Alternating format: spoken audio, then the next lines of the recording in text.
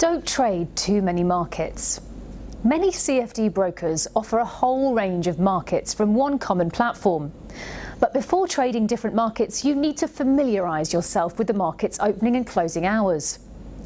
You should also know the quirks of the underlying assets that you're trading. For instance, currencies trade round the clock from Monday morning in Asia to Friday evening in the US.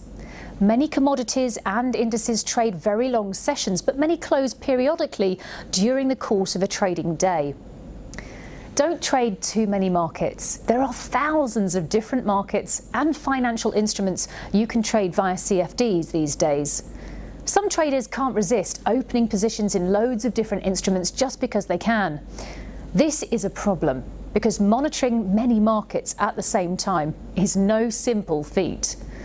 To trade a market successfully, you'll need to study not only the price movements, but also what makes it move. Each market has its own quirks. Good traders become intimate with the markets they trade, and they're also aware of other markets that might impact them. So when starting out, just concentrate on a few markets that interest you or where you feel you have better information. In addition, different assets trade differently and require different skills.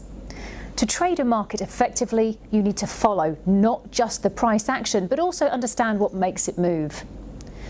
Research the markets you're interested in and also look at possible contributors. For example, with oil, you have to worry about supply issues related to terrorism, workers' strikes, weather, and seasonal demand fluctuations. The best traders will know the markets they trade thoroughly. They will closely follow their movements and they know which other markets impact them.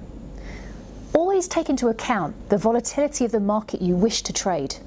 This means taking into account the time frame of the position as well as the typical daily trading ranges.